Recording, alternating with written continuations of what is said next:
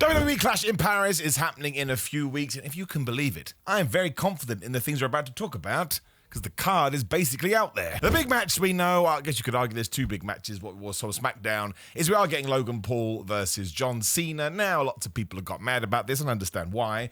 I was very happy because I didn't anticipate the Brock Lesnar stuff. It still came out of left field, still don't really understand it, especially because it's not on TV again. Everyone forgot about that from 2018 and 17 and 16 and all the other years. But I just assumed that if John Cena was going to go back to being babyface, which he has done, Logan Paul is the perfect person to pitch against John Cena, because no one is going to boo, especially in France, nobody's going to boo John Cena and cheer Logan Paul in any state, in any town, any city across the world. So it's nice and easy. Now, my only worry is I think John Cena likes Logan Paul, the wrestler, and may want him to win. I don't want that to happen, right? I don't want John Cena to lose to Logan Paul. I don't want John Cena to lose to Brock Lesnar. And in fact, I want John Lesnar, I want John Cena to win and win and win and win and win until his last match, be it that against a Seth Rollins, a Braun Breaker, somebody like that.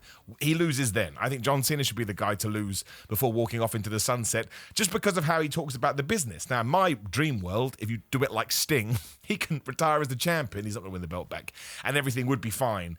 But you could go the other way as well, of course. Lose. And then John Cena says, I don't want to lose my final match. It's really important for me to go out on a high. And he does beat someone like a Seth Rollins, or he'll probably still be the champion by then. So it wouldn't be Seth. I just can see Cena, given the way that he does see the industry, wanting it to go the other way. So let's just hope that he beats Logan Paul, he beats Brock Lesnar, and then we never have to talk about it again. Drew McIntyre is also going after Cody Rhodes' WWE no longer undisputed title, according to the website. It's just the WWE title. This is a really interesting one. I think you got to do a schmoz. I mean, nobody likes distraction, interference, and confusion more than WWE. So let's hold it off. They're SmackDown guys. Seth's guys can do it on Raw. Nobody else should do it on SmackDown. This has to end in a DQ, a no count out, some kind of dumb thing that does lead to a stipulation match. Because Drew McIntyre came back and he lost to Randy Orton. I know there were shenanigans outside of the ring, but he still did, right?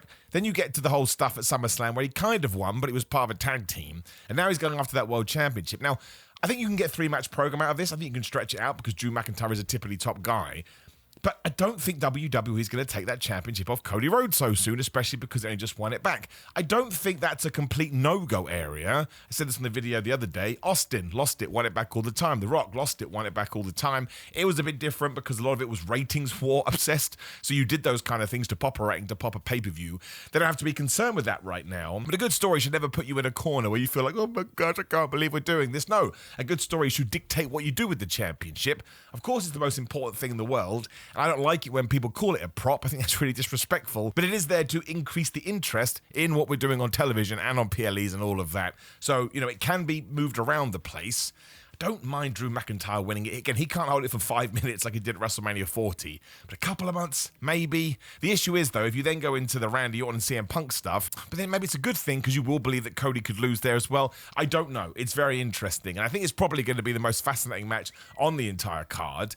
And, you know, French fans do like Drew McIntyre, they did before, and European fans do go crazy. I don't think they boo Cody, but I think you may get a 50-50 war, which makes it even more interesting. And if this main events the show, which it probably should do, can you really end on a big question mark? Again, you've got to make sure your booking is on point. So it is cool, right? I guess from a let's try and predict this kind of a deal. Right now, we still go with Cody Rhodes. I think WWE is going to do it. I don't think they're going to switch it around so soon. In fact, I think Cody will probably hold it to WrestleMania 42.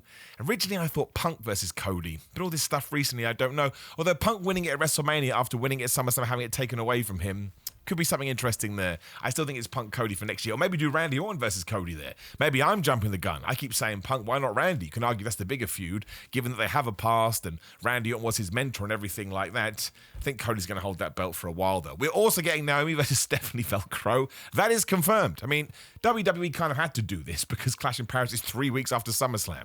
Much like SummerSlam was only 2 weeks after, Saturday Night's Main Event or whatever the flub it was, which was 2 weeks after another pay-per-view. But I don't know what people are talking about when they say there's too much wrestling. I think this one may be, go back to the question mark, on WWE's Unreal board right now, I think this may be question mark. Because I think in the next few weeks, if Stephanie Velcro gets Stephanie Velcro gets super duper over, and you can feel it in the air like the Lion King, there is every chance that WWE pulls the trigger. Not that I want to copy and paste what I just said, but that is kind of the point. If you feel it in your tum-tum and you feel it in your tootsie toes and something is telling you, maybe we should change the title, then you should do it. But that's a big title change as well, so the European French fans are going to be over the moon. And you are going to make a moment, and WWE does love that too. I just dislike it because I don't want Naomi to lose that championship right now, because her character work, to me, it's the 2025 version of Tony Storm in AEW. We're like, man, you can come out and do anything. I'm just going to watch it because I just want to see what you're going to do. That is what Naomi, it means he called her Stephanie Velcro, man. As soon as that happened, I was like, you're the best, Naomi. I love the fact that she's gone over the top. Some people don't, but I watch to be entertained. I don't watch to pretend that it's real, or whatever word you want to use. I think the thing is the thing, right? I do think there's going to be a title change on this card. I only think WWE will do one. My big worry is that there's going to be shenanigans in this too, and then you're over shenanigans in Zing, and you don't want to do that. But I think Naomi will walk away with the gold, and I actually think that'll be the right thing to do. Although, we'll see though, because again, if they get it right, I will feel it too. I'm a fan, even though right now I want Naomi to retain. If you get everything right, I'll be thinking it in my head too, going, we're probably going to have to do this now. I'll do it through gritted teeth, but that will still be the way. But yes, I think, given that AJ Styles is still stalking Dominic Mysterio, that we're holding it off for this. Do you remember that Backlash match, Cody versus AJ Styles? People in France love AJ Styles, right? They love him, and I understand that. He's one of the best ever. He changed the game when it came to in-ring action, and he keeps hinting that he's going to retire soon. Turns out he has been the Intercontinental Champion. I went back and watched it. I was like, man, I have no memory of this, which was an issue with old WWE. I think AJ Styles should beat Dominic Mysterio for the Intercontinental Championship. I think Dominic should win it back a couple of months later. I think it should be an offshoot, given that AJ could be retiring soon. It's going to be so over in France. You then get the moment, because that place will explode if that happens. I think they'll be behind Dommy Boy too, but I'm just going back to how it was in 2024. Flub me sideways. Did they love AJ Styles? Let's call him AJ Styles from now on. I just think it's something that you should do. And if anybody's earned it, as silly as that word may be, it is AJ Styles. Then he can have a proper Intercontinental title run, because as far as I'm concerned, that first one can't have existed. It did go to remind me what an amazing run he's had. He has won and done everything.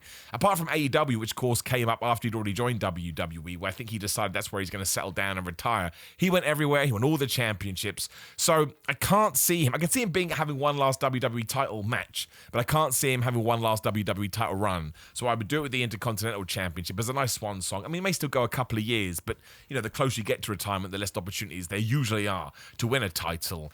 And I just think when you get that French crowd singing that song for AJ Styles and going nuts and just being ballistic, you'd be like, let's worry about all the expensive prices and all the other awful things that have happened recently. At least that's something that we can grasp onto, and it can remind us that pro wrestling is so great too. Now, that hasn't been confirmed, so we are kind of walking into unknown territory here. I could be completely wrong and they'd do anything, but if it does get on there, which I think it will, let's go with the phenomenal one. I'm also pretty sure we're getting Nikki Bella versus Becky Lynch. I'm having a moment now where I can't remember if they confirmed it for Paris, but I'm pretty sure that's what Nikki said, or Becky said, although she said, oh yeah, we should fight, and then punched her in the face. But that should be on that card as well, because WWE sold it well. First time ever match. You've got a legend versus a future legend, although you could probably argue that Becky is a legend in her own right, given what she has done, and it just has a very unique air to it. So I think you should put that on the card, especially because if I go through the rest of my matches, we already talked about one. We do have Stephanie versus Naomi as well. Sometimes you look at these cards like, man, we need more women's matches. But putting those two on there, I've got 6 matches in total. Is that correct? It is. Either way, they've already set up the angle. I think we should continue to do, obviously, the build on Raw. But you don't want to go through Clash in Paris. I can't even remember what the September pay-per-view is. They may even be taking September off, which is probably for the best. You can do it again at Survivor Series, or I would imagine if there's going to be a War Games for the women, which there will be, I can see not a Team Becky and Team Nikki in the sense that they're the leaders, but Becky Lynch on one side and Nikki Bella on the other, for sure. It's an easy way to carry on that feud and let them sort of spin off into other mini programs before they come back together in the big schmoz match. I don't think Nikki Bella should win. This is kind of the opposite to what I just said about AJ Styles. Don't really mind if Nikki Bella becomes the Women's Intercontinental Champion, because she doesn't have name value. But I just think Becky Lynch does such a good job with that belt, and given now Bayley and Lyra Valkyria are going to spin off, could be on this card too, but I very much doubt it. It'll probably happen on the television instead. I would let Becky Lynch now run with it all the way to WrestleMania, put her in big programs, put her in big feuds, and I talk about it all the time. Let's really establish this as something, because we've done the groundwork now. Bayley, Lyra, and Becky have done such a tremendous job. So now, It's about how do we lose it in grandiose fashion, and you do that at WrestleMania, the show of shows, the biggest show of the year. It can even be to Lyra. No, it can't, because she's never allowed to face Becky again. So maybe Becky does lose it before then. But you don't want to do it too soon, is what I'm saying. I think coming out of the three-way that we have just done, if you then lose on the next pay-per-view, you do lose a little bit of heat, and you lose a little bit of the magic. So she can win here. She can cheat as well. Becky Lynch doesn't care. I think they'll have a decent match. I think Nikki Bella will get a great reaction too. She can't have that many matches in her left either, especially with her neck issues. So let's just turn her into a mega babyface. They can have a decent match. Becky Lynch wins. Then you move on to whatever is next, which is a great question. Who the flub does she take on next? Do you know what? I have absolutely no idea. I'd say Roxanne Perez, but that doesn't work at all. Now, that's your usual 5-match card. I think you can sneak a 6th on here. Say that 10 times fast. It's already been set up on the TV. I got it wrong. Hands up, I got it wrong. It was just a guess. Sometimes we guess and get these things incorrect, but you have to be able to look inward and admit that you did make a mistake, I suppose. Roman Reigns is being advertised for this show. Now, anything can change. The card is subject to change. But if he is going to be on there, and all the issues we have seen, you do LA Knight, Roman Reigns, and CM Punk taking on Seth Rollins, Bron Breakker, and Bronson Reed, the shoe thief, or the tribal, what's he called himself now?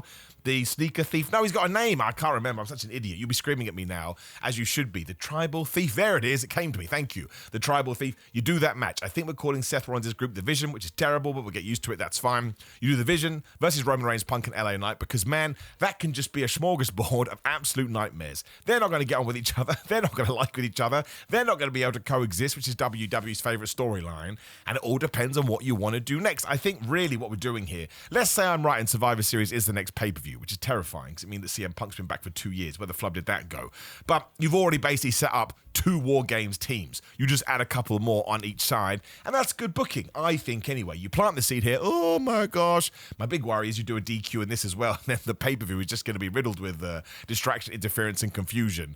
But you get it established here. There's going to be a war between these guys. There's going to be a brawl. Nobody can contain them, so they'll put them in a big double cage and just let them murder each other, and that will be that. So I hope we do that. I think it's nice and easy. It could open the show for sure, and I think people would enjoy it. And what an amazing world we're living in when Roman Reigns, LA Knight, and CM Punk are teaming together. It would also do the world of good for LA Knight, who sometimes does become persona non grata, which is insane given how over he is. But they all have beef with Seth, right? And if you have beef with Seth, you have beef with his cronies too. You don't need to overthink this one. Maybe they save it for a television show. I wouldn't do that. I'd put it on here. Let it open the show. Let them go crazy. It's also a good position for Punk to be in because, of course, he just lost the World Championship, so he should be going after Seth.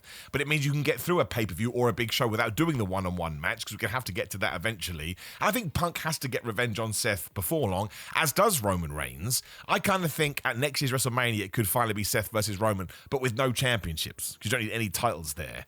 I can't see a finish in this. I think you probably have to let Seth Rollins' group win, unless they're going to win at War Games. But the thing is, I love Bronson Reed, but he can get pinned, and you kind of get through this. I would much rather we didn't do that, but I think it's probably the best answer. So, that is my Clash in Paris card as I sit here on the 9th of August, 2025. Anything can change, anything will change. But if I'm wrong, do you know what you can do? You can get in the comments and say, Simon, you don't know what you're talking about, which I do not do. Also, please do click the video on the screen, because YouTube loves that, as do I. Not going to lie. Please like the video, share the video, subscribe, hit the notification bell. The brand new fitness channel is live. There'll be a link down there, so just click it. And if you're into fitness, it's a non-bro science way to get in shape, because I'm not into taking it crazy. It's meant to be there as a benefit. It shouldn't be ruining your life. Otherwise, it's patreon.com/Simon316 for watch-alongs. We did do Shane versus Kurt from King of the Ring 2001. Man, I had a great time. I just did. Grillermind.com/Simon. You can Simon get 10% off. These are the best subs in the world. They ship worldwide. Simon316 on social media. And then I got a Cameo and I got a TikTok and I have merchandise. Just search for my name on all of those apps like Big Cartel and Pro Wrestling Tees. Otherwise, hope you had a great weekend. Hope you have an even better week, and I'll probably see you through it.